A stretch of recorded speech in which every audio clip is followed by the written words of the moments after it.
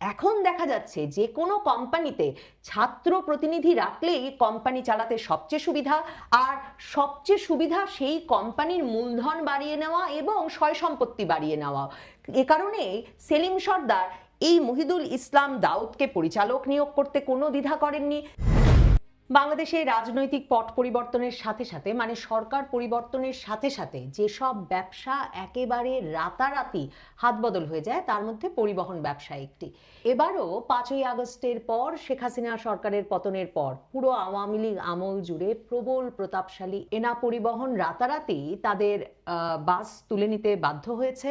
অন্যদিকে কাউন্টার হারিয়েছে মহাখালী, সায়দাবাদ সহ বিভিন্ন টার্মিনালে। আর সে জায়গায় এসে আমরা দেখেছি সারা বাংলাদেশ জুড়ে আবারও প্রচুর পরিমাণ বাস চালাচ্ছে বিএনপি আমলে প্রভাবশালী হানিফ পরিবহন। মানে আমরা যারা কয়েকটি আমল ধরে বেঁচে আছি স্মরণ করতে পারি, তাদের মনে থাকবে যে না পরিবহনের নাম যেমন আমরা বিএনপি আমলে জানতাম না, তেমনি বিএনপি আমলে প্রবল প্রতাপশালী হানিফ পরিবহনকেও আমরা রাতারাতি দুর্বল হয়ে পড়তে দেখেছিলাম আওয়ামী লীগ আমলে।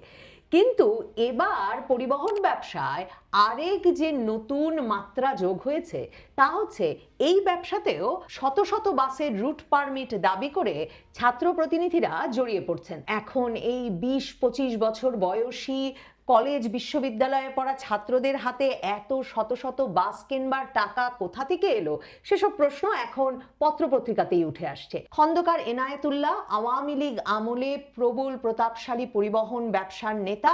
তার প্রায় 250 বাস ছিল। 2021 সালে আওয়ামী লীগ আমলেই যখন দুদক তার বিরুদ্ধে তদন্ত করে, তখন পত্রপত্রিকাগুলো খবর দিচ্ছিল যে 2013 সালেও যেই বাস কোম্পানিটির মাত্র 50টি বাস ছিল, এর পরের কয়েক বছরেই সেই বাস কোম্পানিটি আরও প্রায় 200 বাসের মালিক হয়ে যায় এবং মোটামুটি সারা বাংলাদেশের পরিবহন সেক্টর নিয়ন্ত্রণ করতেন খন্দকার এনায়েতুল্লাহ নিজে।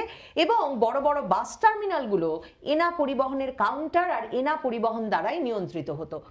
এখন সেই প্রবল প্রতাপশালী খন্দকার এনায়েতুল্লাহর বিরুদ্ধে দুর্নীতি ও চাঁদা উত্তোলনের অভিযোগে যে মামলা চলছে, সেই মামলার বিচার কাজের অংশ হিসেবে ঢাকার একটি আদালত গতকালকে মানে রোববারে আদেশ দিয়েছেন যে খন্দকার এনায়েতুল্লাহ এবং তার পরিবারের সদস্যদের নামে থাকা প্রায় 200 বাস যাতে জব্দ করা হয়। মানে যেহেতু আমরা আওয়ামী লীগ আমল থেকে জানতাম যে এই পরিবারের কাছে 250 বাস আছে, কাজেই 200 বাস জব্দ করতে দিয়েছেন আদালত, সেটা তেমন বিস্ময়কর নয়।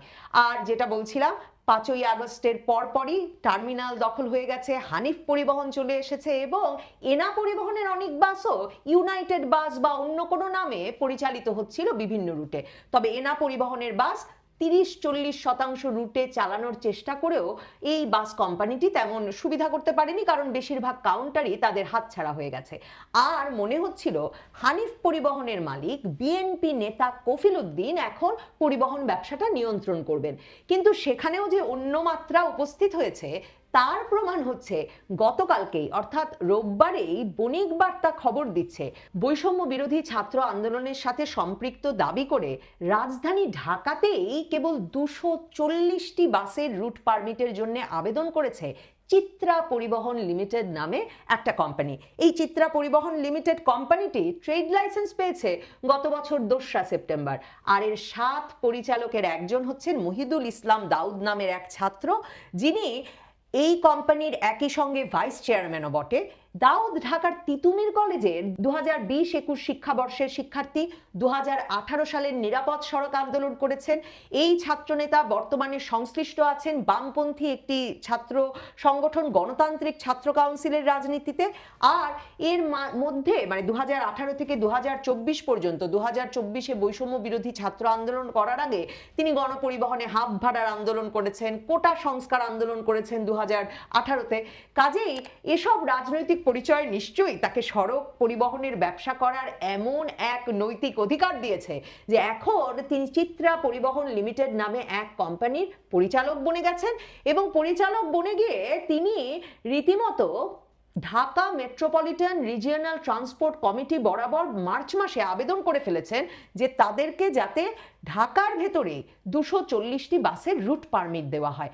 মানে কোন জাদু বলে আসলে এই ছাত্রদের হাতে এত কোটি কোটি টাকা এসেছে যে তারা 240টি বাসের ব্যবসা করবার জন্য কোম্পানি খুলে ফেলছেন এবং পারমিট দাবি করছেন কর্তৃপক্ষের কাছে, সে এক বিস্ময়ই বটে। মানে আওয়ামী লীগের প্রবল পরাক্রমশালী সময়েও খন্দকার এনায়েতুল্লাহর বিরুদ্ধে দুর্নীতি দমন কমিশনের তদন্ত হয়েছে। পত্রপত্রিকায় যে বণিক বার্তা আজকে এই দারুণ ব্যবসায়ী ছাত্র মহিদুল ইসলাম দাউদের খবর লিখেছে, সেই 2021 সালে সেই বণিক বার্তায় আমি দেখছি যে প্রতিবেদন ছাপা হয়েছিল যে কি করে 2013 সালে যেই খন্দকার এনায়েতুল্লাহর কাছে মাত্র 50টা বাস, তিনি কি করে 2021-এর মধ্যে 250 বাসের মালিক হয়ে গেলেন। কাজেই বুঝতেই পারছেন 50টি থেকে 250 হয়েছিল সরকারের সকল সুখ সুবিধা পাওয়া এক পরিবহন নেতার, যিনি রীতিমতো বিএনপির হানিফ পরিবহনের কাছ থেকে পুরো পরিবহন সেক্টরের নিয়ন্ত্রণ নিয়ে নিয়েছিলেন। 2013 সালে নানা রকম অবরোধ হরতালের মধ্যেও বাস এবং পরিবহন ব্যবস্থা চালু রেখে সরকারের ঘনিষ্ঠতম হয়ে উঠেছিলেন। তিনি 50 থেকে 250 কি করে করলেন সেই নিয়ে সাংবাদিকেরা 2021-এ প্রশ্ন করেছেন। আর এখন 2024-এর জুলাই আগস্ট আন্দোলন এমন এক জাদুর কাঠি ছাত্রদের হাতে তুলে দিয়েছে যে সেপ্টেম্বর মাসেই এই তিতুমির কলেজের 2020-21 শিক্ষাবর্ষের শিক্ষার্থী মহিদুল ইসলাম দাউদ তিনি এক বাস পরিবহন কোম্পানি খুলে বসেছেন এবং এখন তিনি একবারে 250 বাসের রুট পারমিট চাইছেন। বণিক বার্তা লিখছে যে বৈষম্য বিরোধী ছাত্র আন্দোলনে সম্পৃক্ততা ও সরকারের একাধিক উপদেষ্টার সঙ্গে যোগাযোগ রয়েছে এমন কথা বলে বারবার রুট পারমিটের জন্য সংশ্লিষ্ট দপ্তরগুলোয় চাপ দিচ্ছেন দাউদ। এখন দাউদকে যখন বণিক বার্তা, মানে এই যে শিক্ষার্থী তিতুমির কলেজে, সেই মহিদুল ইসলাম দাউদকে যখন বণিক বার্তা জিজ্ঞেস করেছে তখন তিনি বলেছেন আমার তো কোনো বাস কোম্পানি নেই, আমি তো মালিকই নই। অথচ মালিক নন দাবি করলেও বণিক বার্তার কাছে এই সব কাগজপত্র আছে যে কোম্পানির, মানে চিত্রা পরিবহন লিমিটেডের যে মেমোরেন্ডাম অফ অ্যাসোসিয়েশন, সেখানে চিত্রা পরিবহনের ভাইস চেয়ারম্যান এবং পরিচালক হিসেবে মহিদুল ইসলাম দাউদের স্বাক্ষর আছে। শুধু তাই নয়, যে চিত্রা পরিবহনের যে 7 পরিচালক তাদের 3 জনেরই বয়স 25 বছর বা তার নিচে। আর মহিদুল ইসলাম দাউদের পাশাপাশি নোয়াখালী সদর উপজেলার মোহাম্মদ ওমর ফারুক ও গাজীপুরের কাপাসিয়ার মোহাম্মদ আশরাফুল ইসলাম এ দুজনও শিক্ষার্থী। আর কোম্পানির চেয়ারম্যান শরীফ ওয়ায়েদুল্লাহ, তার বয়স 30 বছর। আরেক পরিচালক আবুল বাশার, তার বয়স 31 বছর। 20, 25, 30, 31 বছরের এই তরুণরা নিশ্চয়ই দারুণ কোনো গুপ্তধন খুঁজে পেয়েছেন, না হলে কি করে তারা 250 বাসের রুট পারমিটের দাবি করছেন সে বিস্ময়ের ঘোর আসলে কাটতে চায় না। ছাত্ররা সামনে থাকলেও এই চিত্রা পরিবহনের মূল মালিক সেলিম সর্দার নামে এক ব্যক্তি। মহিদুল ইসলাম দাউদ নিজেও বণিক বার্তাকে বলেছেন যে তিনি তো কিছু জানেন না, এই কোম্পানির এমডি হচ্ছেন সেলিম ভাই।